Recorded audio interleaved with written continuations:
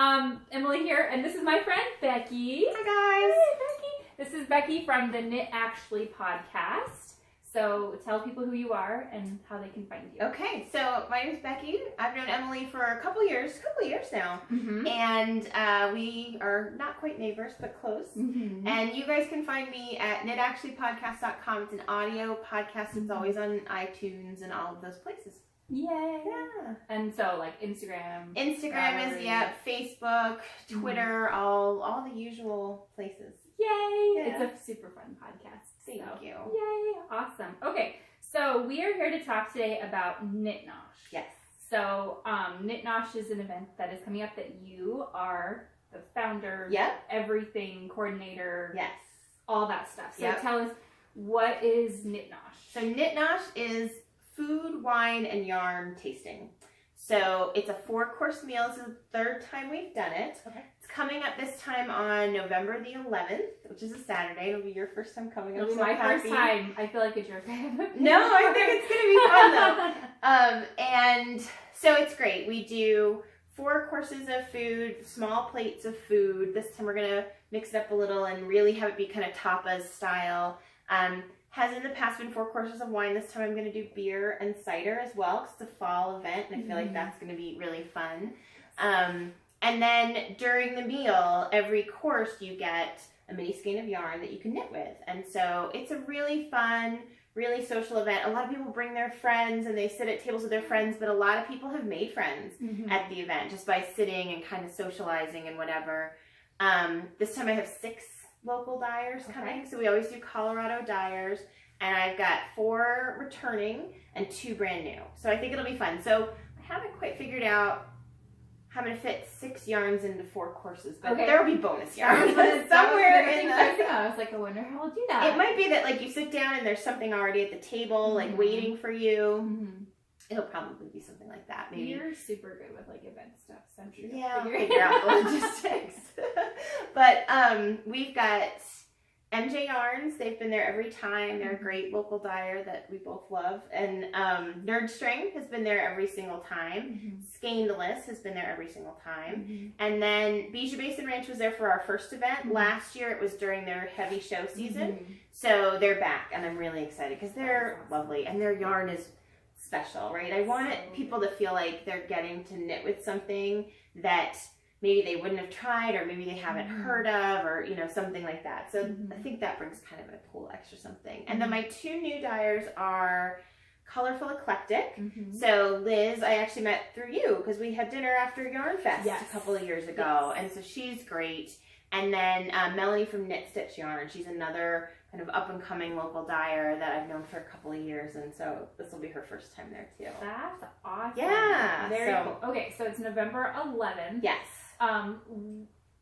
So what time is it? Where is it? So the venue is fantastic. It's a place in Arvada called Gallery 1874. And they are the oldest building in Arvada. It's an art gallery made out of this old building. I can't remember what the building used to be. But they run events there. They do weddings there, everything. So it's run by a family from Longmont called the Sample family. They own a restaurant called Sample's World Bistro, and that's where I had the very first one. Okay. And the Samples are amazing people. So they run all of their profit-bearing businesses to support their nonprofit.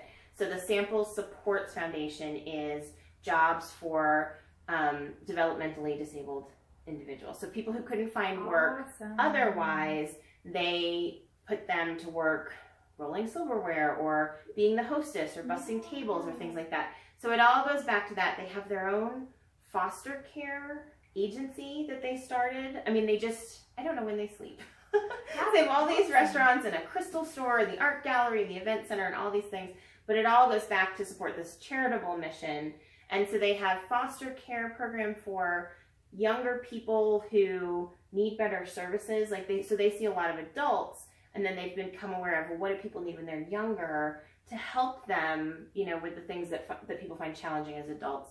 And they have adult placement. So if you're an adult who is unable to live on your own, they'll place them with a family to make sure that they get the services and supports that they need. So it's really a great thing. The venue is stunning. It's got a gold ceiling and chandelier, so it feels very fancy. And there's a nice stage because they do music and things like that in there. So the vendors all set up on the stage, and then it's just this beautiful art gallery. When we did it last year, we were the very first event ever in there. Okay. They were hanging chandeliers like 4 days before the event. Gosh, that's crazy. And they didn't have any of the art hung yet. So now the art is all hung, and the crystals, they have this shop in Longmont called Crystal Joys, and it's just like geodes and crystal jewelry and things like that. And it goes back to the owner's mother. That was like always her dream. I think she passed away young. And so then her daughter just opened up this crystal store, like kind of in honor of her mom. Again, like they use that as an employment venue for some of the people that they serve as clients. And then it's also in the gallery. So it's a different vibe a little bit this year because it's really got all of the art and all of that. Where last year it was beautiful, but just plain white walls and all of that. So I'm really excited. That's exciting. Yeah, that's so cool. They're great. So, okay, so you said there's like a stage. Yeah. So what's happening like during the meal? Like, are we, because like I haven't been there before. Yeah. And so like when we come, do we come and sit and then like. So usually what happens is like, it's scheduled to start, I think this time we're starting at 1 o'clock. So usually about 10:30 in the morning, people will show up and be like, hi! Is the yarn ready? And I have to say, no, I'm really sorry. The first time we had a group from Colorado Springs come up, and they were so much fun, but they were there like an hour. They were like, we wanted to make sure it didn't take too long to drive. So they were there. I was like, Longmont Yarn Shop is down the street. Go look around. Come back in a little while. We were still like putting tablecloths on tables and stuff. But people show up and so what I learned was people are excited and they want to be there and maybe they want some yarn right away. Okay. So as people are coming in and getting seated, whatever, the vendors will be selling yarn. Okay. So that's a little bit of time before. And then usually we'll start out with 1 course of meal on your plate as you start. And then I kind of get up and MC a little bit. Okay. So I'll get up and describe, here's the food you're going to get, and here's what's in your wine glass. Oh, cheers. Oh, wine glass. It's not wine. It's not wine. Because we have children. It's 12 o'clock in the afternoon. Yes, on a weekday. But look how cute these are. I love it. A little knit Knosh. Yeah, so everybody gets their own little glass that they get to take home and a project bag that they get to take home. And I usually get up and I talk about, like, here's what we're eating and here's what we're drinking and here's the yarn. And then the dyer will come up and talk about their yarn and, you know, which base we're on or whatever. The last time we had, like, an oopsie base from Knerd, so she had ordered an MCN and then the wrong thing came and she was like, well, let's give it a shot. There you go. So it was like you could only get it like kind of that day because it was limited quantities and she had dyed it up special and things like that. So we kind of just do that and then people sit and they knit. We're doing fingering weight yarns this time, so it's all fingering weight. So you end up with about 125, 150 yards of yarn. So you could do mitts or coffee cozies or have a little surprise from a sponsor. That'll be something that people can knit and it's going to work into the centerpieces and stuff. So that'll be fun. Oh, that's exciting. So the idea is that you eat and drink and knit kind of all at the same time. And we do it in a 4-course structure. And then as soon as the meal is over, then the shopping opens up again. Okay. So then people can buy things. And I also have a bag vendor coming, Modular, and she's been there every time. And her bags are gorgeous. That's awesome. Renee from Knerd does all of her great totes and I mean she's got all those funny great things and so those are always, and then we do raffles and door prizes and stuff. So every course somebody wins a skein of the yarn from the dyer that you're eating from, whatever, tasting from and eating. and then at the end, we do some door prizes for social media, right? So if people are tagging pictures, then I pull those kind of at random and we do some prizes. So this time, I have a couple of thoughts. And I've always done a knit along. I'm not sure we're going to do that this time because it's a lot of work. And I'm trying to make it, it's really just something I do for fun. So I'm trying to take some of the stuff that has started to feel like work, like, maybe we won't do that this time. Yeah. But what I thought we might do instead is like the grand prize would be some lucky winner at the event will get one from everybody. Oh, wow. Right? That'd be cool. And kind of like pull your own fave kind of thing, right? That would be fun. So I think that will be fun. That would be really fun. So that's kind of how it works. It's a lot of fun. The first time I had live music, and that was pretty neat, although people like to have conversations. Yeah. So this time, the second time we just did music off I don't know, Spotify or something. Like instrumental. Yeah, exactly. To listen to. And it's a good time. It's a really good time. So that's awesome. So do you find that it's usually new people that are coming, or is it people who have come to previous events before, or? So this will be my third time. So it sells out every time we do 100 people. That feels like a pretty comfortable in the space that we have and everything. The second time it was like half and half. And this time there's definitely people where I'm like, oh, yay! And I recognize the names. And I would say there's still sort of new people coming all the time. Like, you've never come. So yeah, I've never come. Yay!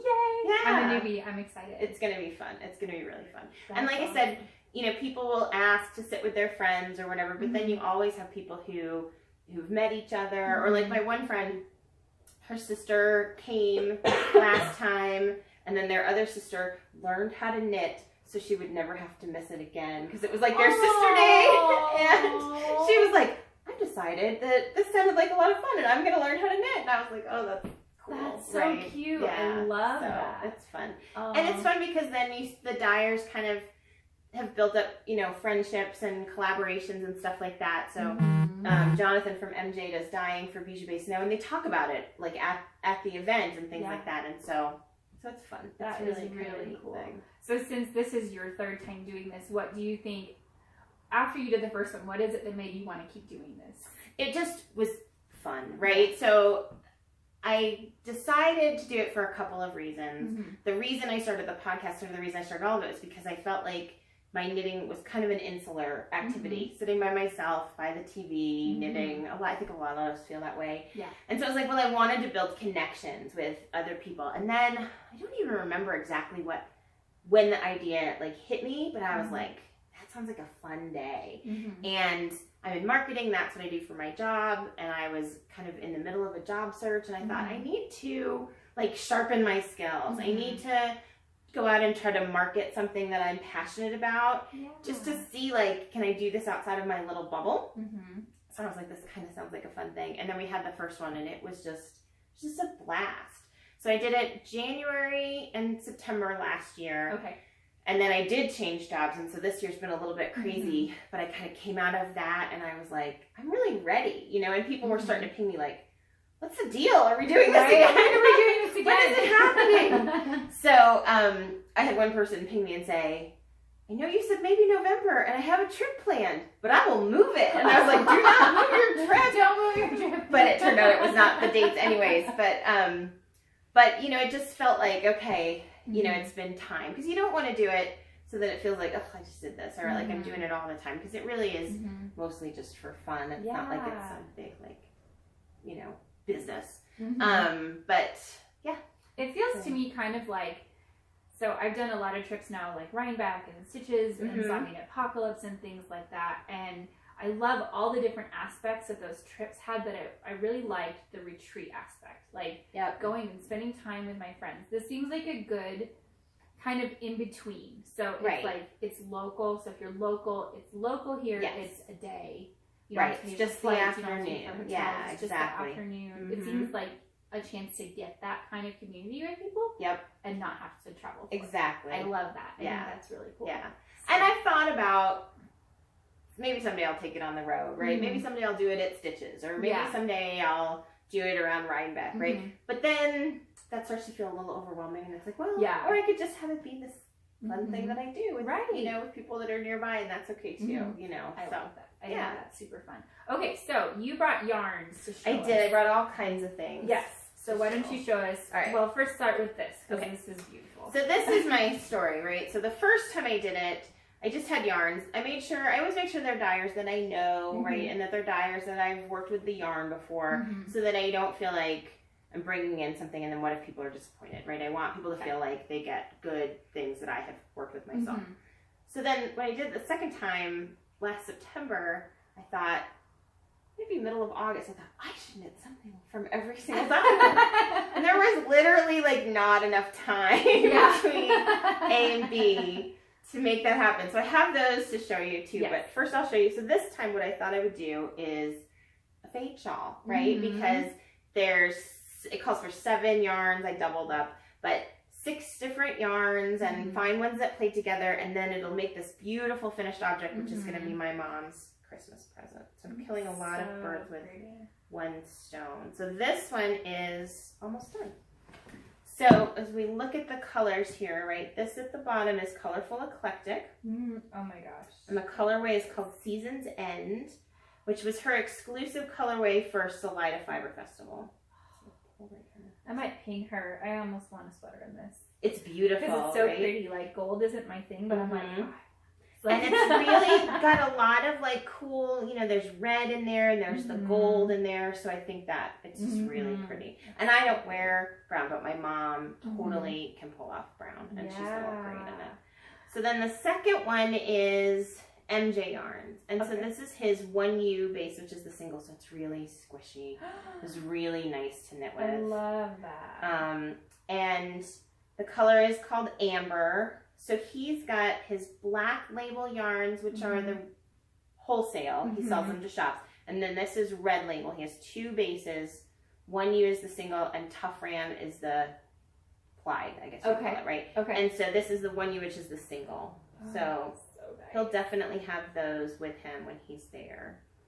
And then the next one, see, it's so fun, right? I love it. I love this. The next one is Skeindalous. And this is her, I think it's the Eartha base, but it's just one of her basic fingering weight yarns. And the colorway is called Akimbo. Okay. So I thought that was really pretty. Kind of the pinks, right? It made me really think of that very first, like the actual fade that was in the pictures and everything. Had all those golds and the pinks and all that. So that was kind of what I thought was kind of inspiring and fun. And then it's a pretty subtle shift here, right, to the knit stitch yarn, which is, Cherry Tree. So it's got more hot pinks, right, on that brown base, and the brown is a little bit lighter, but it's pretty subtle. It's pretty close. Yeah, really they're pretty similar. And then this one that I'm so excited about that I dropped on the floor, this is the Bijou Basin Ranch. So this is their Lhasa Wilderness base, which is yak and bamboo. It's so soft and squishy. Oh my gosh. It's really nice. And then Jonathan from MJ Yarns dyed the yarn. Okay. So they don't dye their own yarn. They really are the yarn company. Not the mill, but the yarn company. Like the supplier. Yes. And then other people dye their stuff. So I specifically picked yarn that Jonathan had dyed, thinking that was like a fun collaboration. So it's got some blue. I think it's really pretty. Oh my gosh. And then my final color will be, this is Raspberry Beret. Renee has a lot of Prince-related colorways. But this one is Raspberry Beret, and it's got a little bit of Stellina.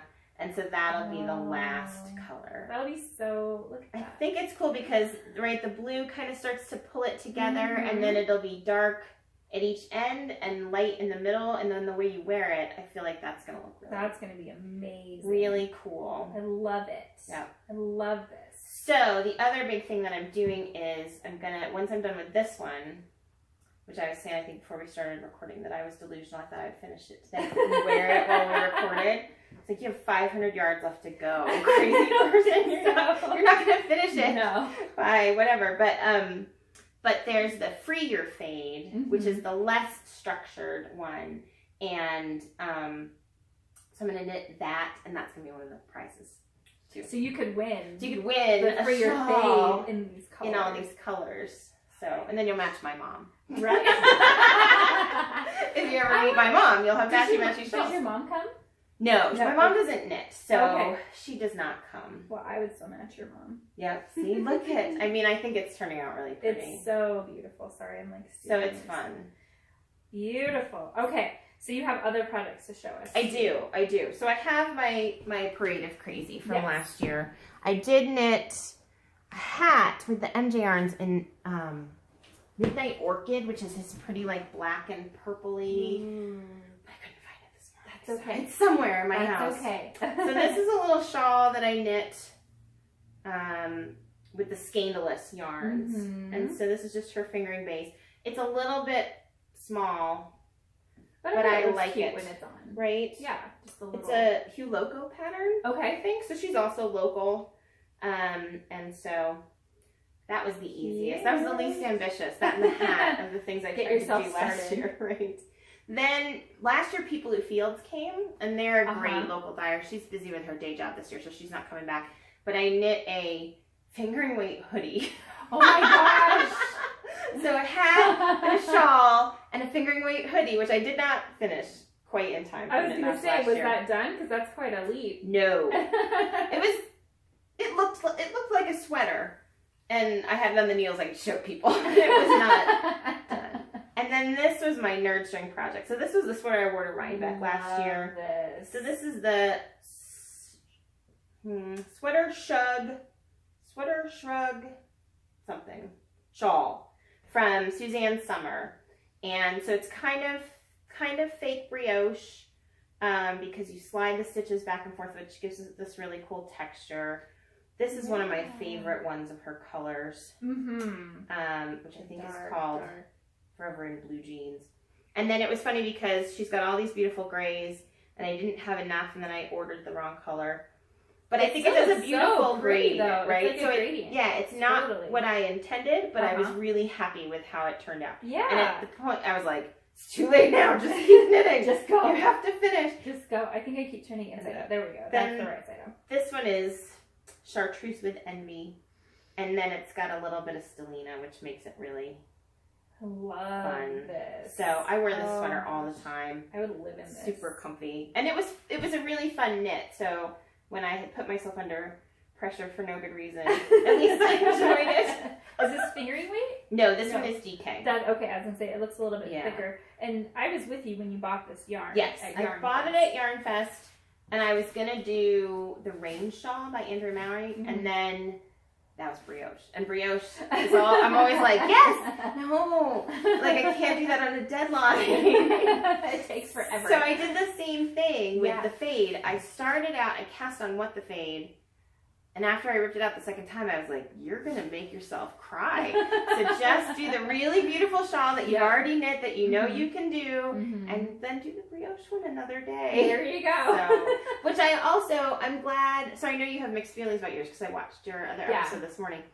And I think I would have felt the same way. And I also think what's nice about this one is every yarn kind of gets its moment. Yes. And you don't really instead of the brioche, you don't always see every color. So I'm glad that I did. What's so funny though about that is that I watched it yesterday while I was doing show notes, and I was watching the fade shawl, and I was like, it's so beautiful. Why would I rip it out? I don't know if I feel very conflicted. It's so pretty. Right. Like when I hold it up and look at it from a distance, I'm like, oh my gosh, it's so beautiful. Right. So now I'm debating.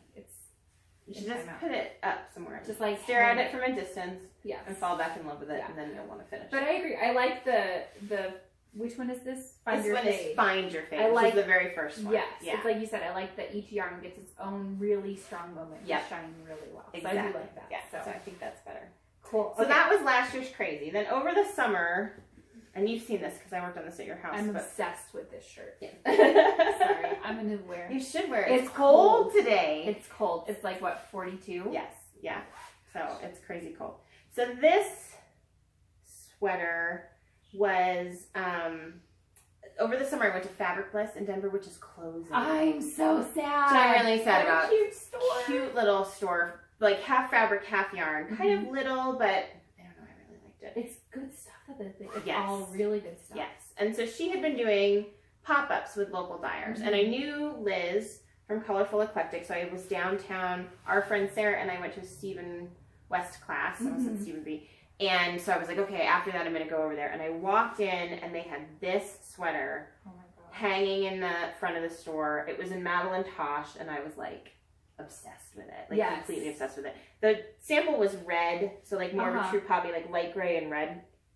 But I was like the pink though. I know. And I spent about an hour obsessing over whether I could pull this off.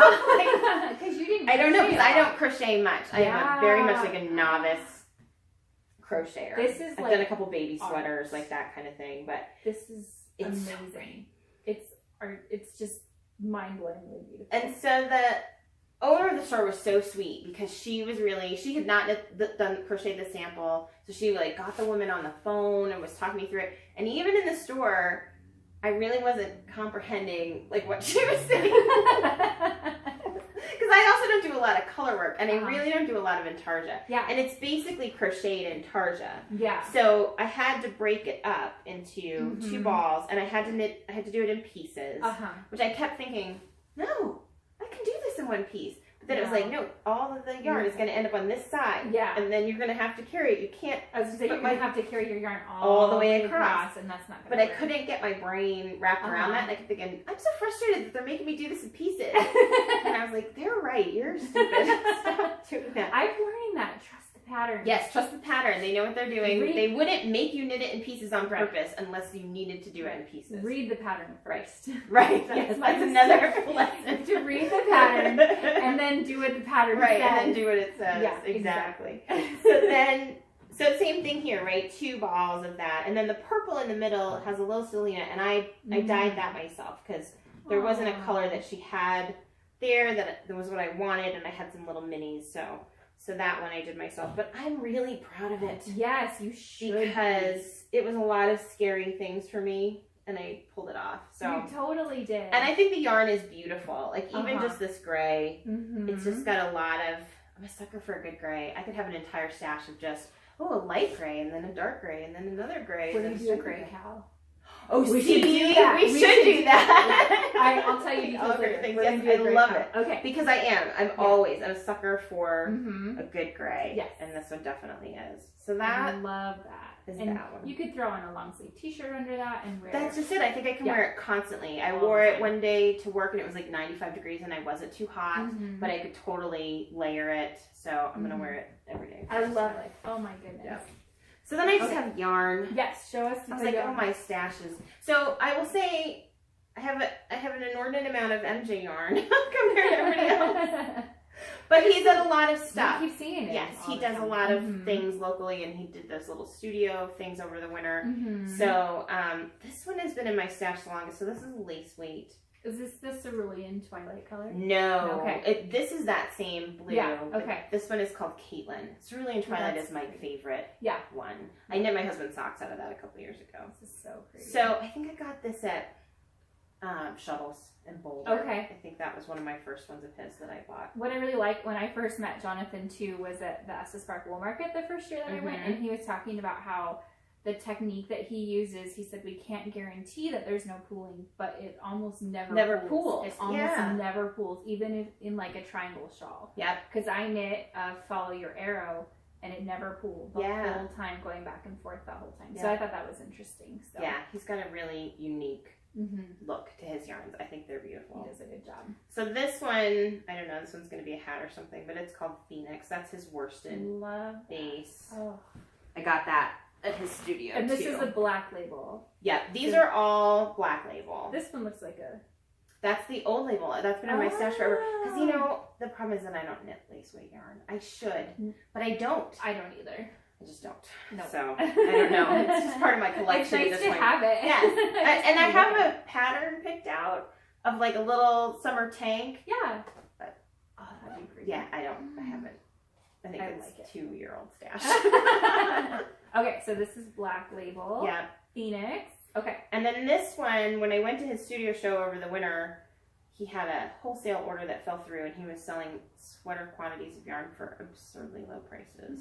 So this one's been on my needles actually for a while. It's called Mystic Lagoon, and this is his Peruvian Dream worsted. So he'll bring both black label and red label to the show. We'll probably taste red label, I'm guessing, but he'll have them all. They all bring... We taste something, and then they bring their whole line of yarns. Okay. And a lot of times there's kits. Like the first time we did it was right after the bobble hat. So Renee brought bobble hat kits.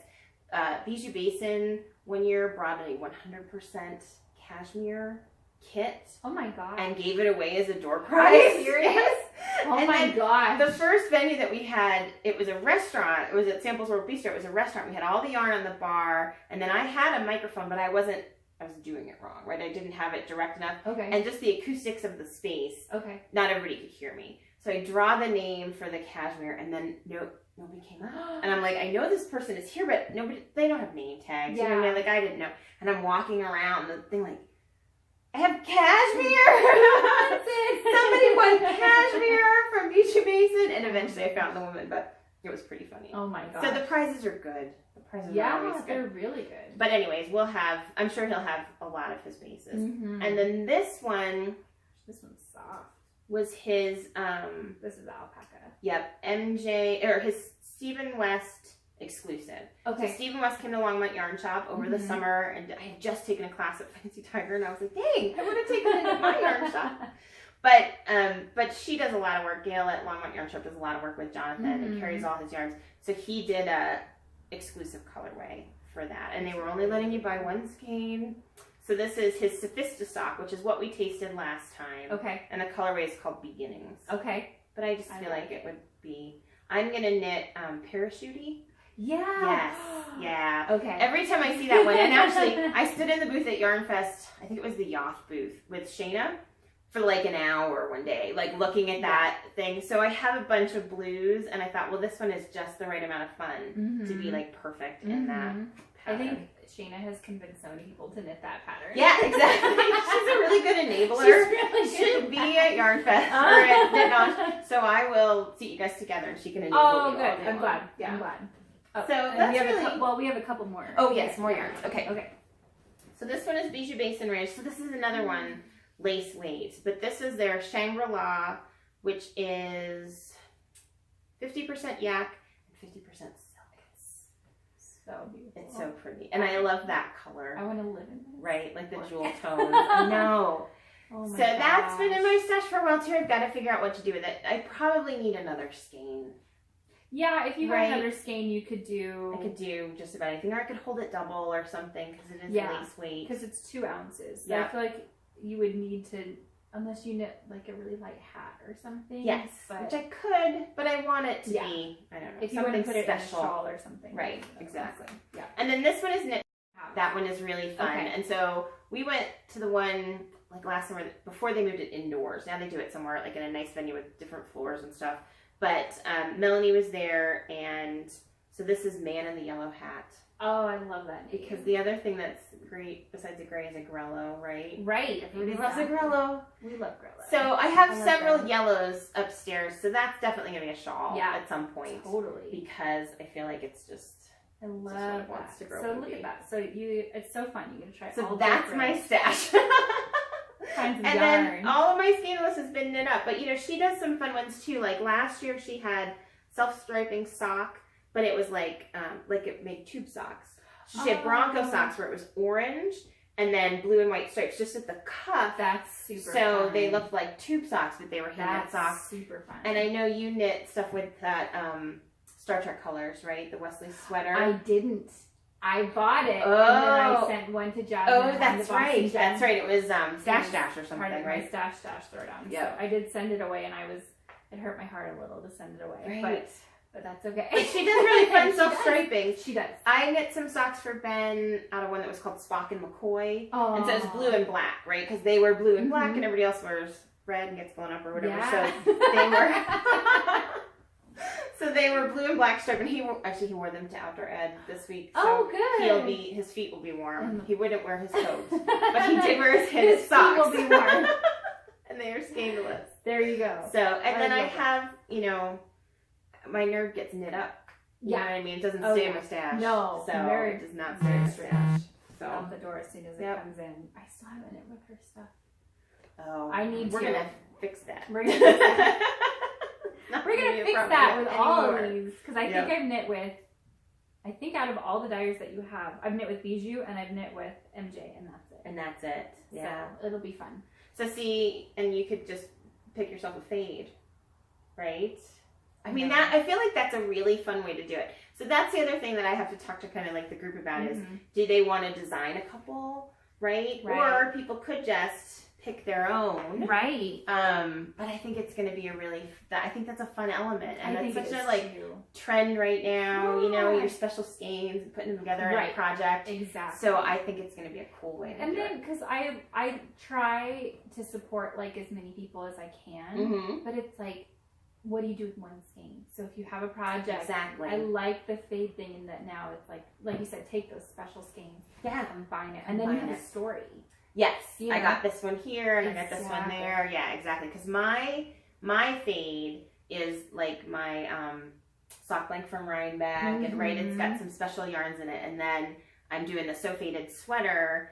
And it's like hedgehog my husband gave me for Christmas. Yeah. And the kids and I did a sock blank with the Easter egg dye. Yes. And so it's like good ways to use up that kind of stuff that might have looked goofy in another pattern, but now it kind of ties it all together. Exactly. So, I love that. Okay, so what's this bag? So this is Modular. It's a little bit cat-haired. But she's got very cute bags, all these great fabrics. She works at Fancy Tiger, so she gets really good fabrics. Yeah, like really she's got access to really good fabrics. And it's just very me, right? That robin's egg. Yeah. My Luxadorna is in there. Ooh. My little minis. But anyways, she's got great bags and they're really high quality. Good. And then the only other thing I have that really wants showing is these are the goodie bags.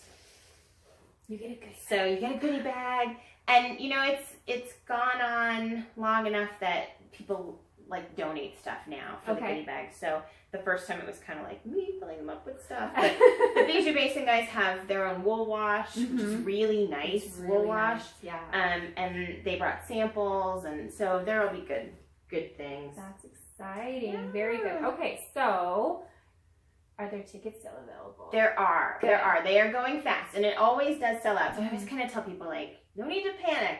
It's not like ZK where it's like if you don't do it on the day, you're out. It's definitely not that kind of thing. But it will eventually sell out. And I always do have a couple of people who are like, I wanted to come.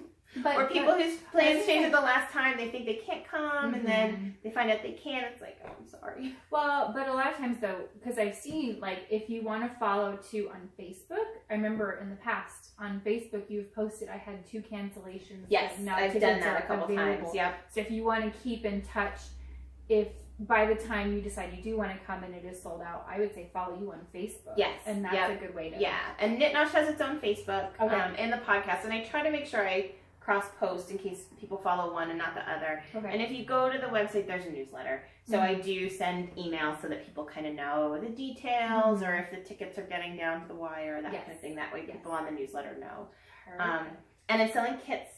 So last time I did kits, it was okay. Like a few people bought kits and that was great. There seem to be more people doing that this time. But there's all different versions, right? So there's a version where you just have a wine glass in a project bag. Yeah. And like, I think those are things people like. And so, or you could have the wine glass in the project bag and the minis, right? So the vendors will bring extra minis and I can put those in kits. And so then you kind of you have your own glass of wine. Right. You could order a bunch of them and have wine with your girlfriend. I was going to say, if you did like 4 or 5, right? You'd have like a little party of your own, right? Tasting party. Yeah, everybody bring a bottle of wine and a snack. And you can have your own cheese and fruit. Exactly. I would say we should do that. And like, wait, I'm going to the actual one, so it'll be fine. See, but that's what it is. Yeah. That's when you say like, why did you start it? That's why. Because doesn't that sound like the perfect thing? It does. So then, and you can buy yarn at the end. Exactly. And then there's different versions. Like, well, you just want 1 skein of yarn, or all the skeins of yarn, or all the skeins of yarn, and a project bag from Katie. Like all different varieties. Okay. So all the way from like $20 to $150. And there is one that would be like all of the things. So if you wanted like a fade. So that's what I have to talk to them about is like, should we just like really pick colors and do a fade? Because otherwise it's kind of me just picking random colors. Right. So we're going to see about that. That would be super fun. That could be really fun. Love that. Okay, so they go to knitnosh.com. Yep. Tickets are $50. $50. If they want to come, which I feel like is a really good value. I try to make sure that it's a good value for people. The venue is pretty expensive. Venues are very expensive. Yes. So like finding a space is a little, that's why it's great. The samples are so nice and they do like, they're nice to me because now it's my 3rd time. So a repeat customer, it's a good place to be. Yeah. But you do get 4 small plates of food. And like I said, this time I'm mixing it up a little bit and a little bit more tapas style. And then 4 little sips of alcohol, right? Okay. So nobody's going to go home hammered.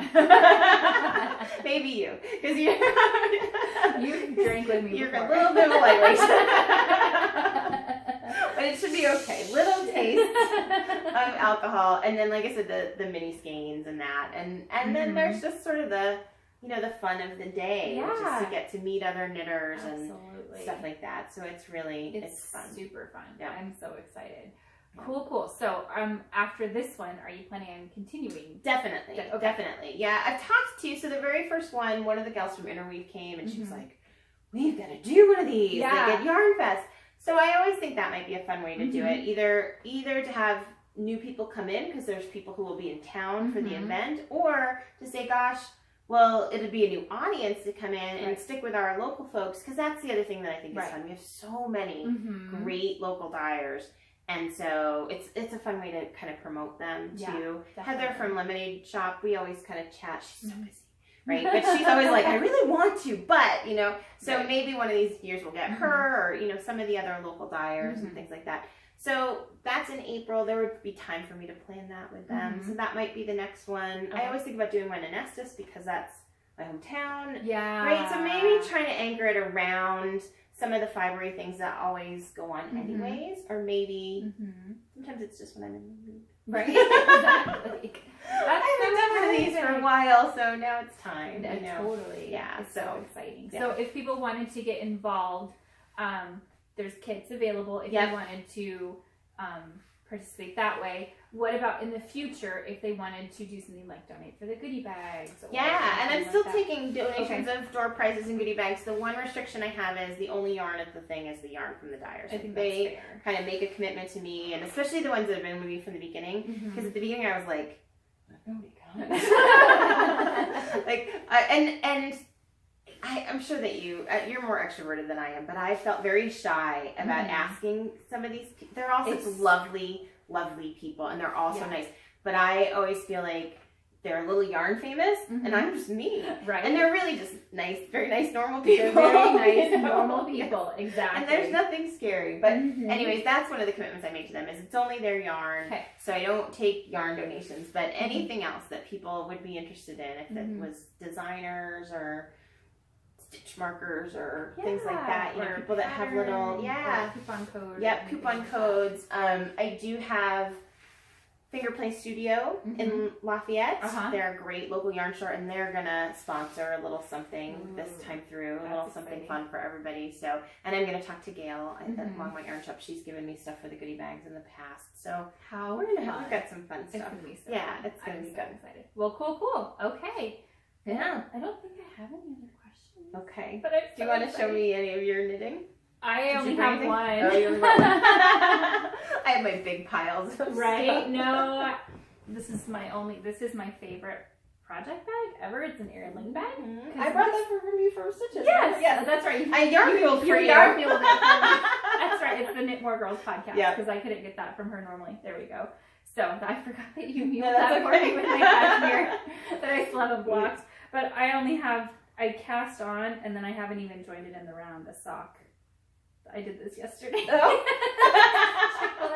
And then I had to do something else, so I haven't even joined it in the round yet. Funny. So what yarn is it? This is, I should know this. Is that the rest of your sock blanket? It is the rest of my sock blanket. Yeah, that's pretty. Fall Fetty by Roundabout Yarn. I always get mixed up. I even have the tag. Look at this. I'm so professional. From Roundabout Yarn. Oh, that was upside down. There you go. So, that's a pretty one. It's cute. It's just something fun to keep with me, and it's like my car knitting. It's always attached to my bag, but I don't know. I haven't been into socks lately. Yeah, I've been into weird projects lately, like the dragon wing cowl and an ottoman and all these weird things lately. So that's fun though. But I'm excited for Knosh, so I can pick up different yarn from all the different people. I really want to knit like a big shawl out of Jonathan's yarn. Oh yeah, I think that'd be so fun because I haven't done that. Yeah, his stuff is so. I just think it's unique. You know what I mean? You look at it, and he's got a very unique aesthetic, but I really like it. He does. Yeah. It's really classic. I feel like there's a lot of place for trendy things like self-striping and speckles and things like that. But I feel and crazy variegateds. But I feel like his is really classic, and that you're gonna love it like 10 years from now, and 15 and 20 years from now, because it's still just. That kind of aesthetic. So. Exactly. Yay! Awesome. Well, cool. We'll go to knitnosh.com if you want to join us because we're going to have so much fun. If it's okay with you, I might do some filming while we're there. Oh, for sure. Okay, definitely, cool. definitely. Yeah. Last time, there is a little video on the Facebook. So last time I was there, because I was their first event, the samples, they brought a camera crew. Oh, wow. So there was like a camera crew there, and they did testimonials with the Dyers, and it was really fun. But yeah, I haven't checked that out. Okay, very cool. So we'll try and keep you all included if you can't come, because we know you all want to come now. Yeah, it's gonna be fun. It's gonna be fun. Perfect. Okay. Well, thank you for having me. This was really fun. You're the best. Becky's one of my super sweet living friends. So sometimes we just get together and knit, which is good. Yep. Alrighty. Thanks, bye, guys. Bye. All right, that was.